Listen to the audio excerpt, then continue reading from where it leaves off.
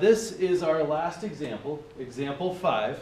Okay, and it's not too bad, but you got to read all of it and make sure you're making sense out of what it wants you to do exactly. It says you spent $50 on supplies. There are lots of ways to solve this. I'm obviously going to use a variable and use an equation because that's the section that we're dealing with.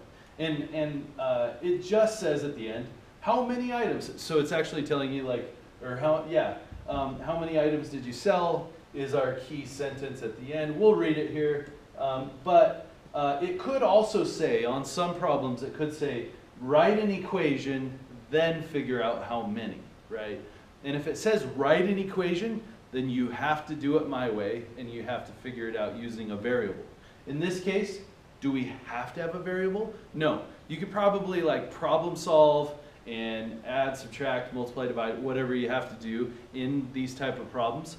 But I'm going to write an equation because in the future it's going to be nice to be able to write an equation for a particular situation. All right? And in this case it says you spent $50 on supplies.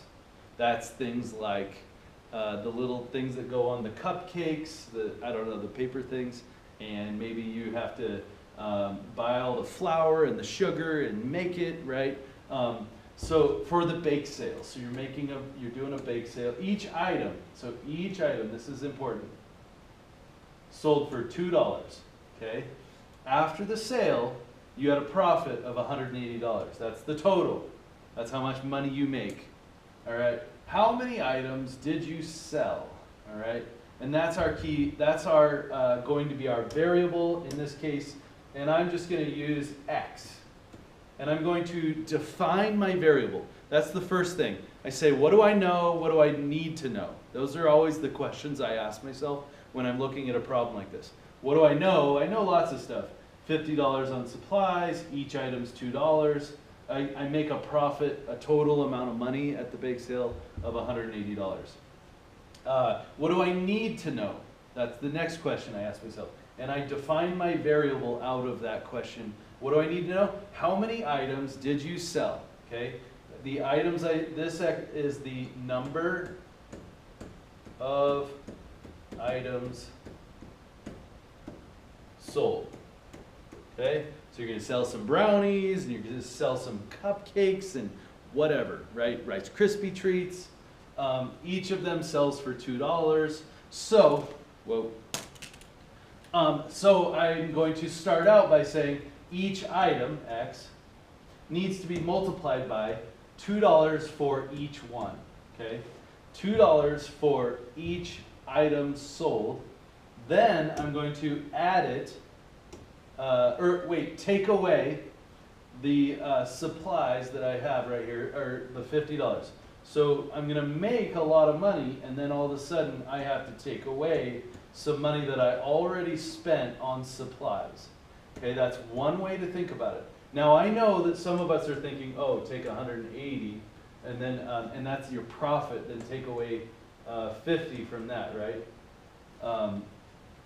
Okay, so if your profit is 180, then you put that over here.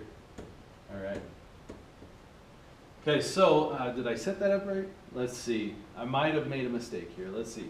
You spent $50 on supplies for the bake sale. You're going to make some money, right? And,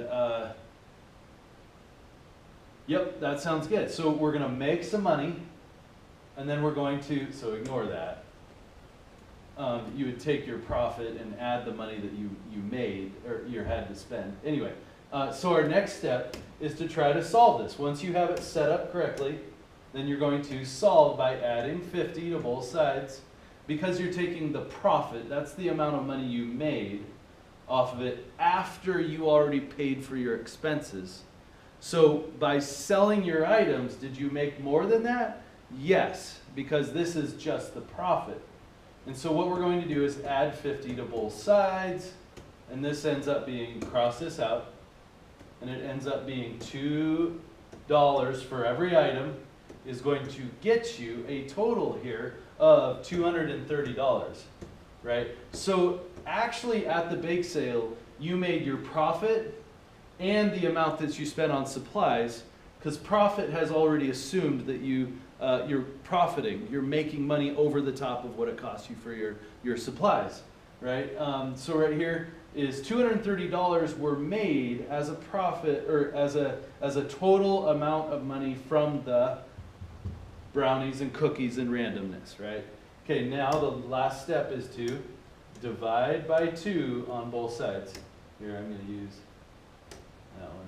Divide by 2 on both sides. And what do I get? I get the number of items, that's X, is going to equal 230 divided by 2, and I get 115 items. I was going to say, in order to make $230, you probably had a really successful sale, because that's a lot of items to sell. So this is the number of items that you sold, total, which kind of makes sense because if I times that by 2, which is checking my work, $2 per item, right? If I was to kind of check my work, I multiply by 115 items, that's how many I would get into times 2, and I would get $230, and then I would take away my expenses in order to get my profit, which should equal 180 afterwards, right? So that's kind of the idea behind this problem. All right.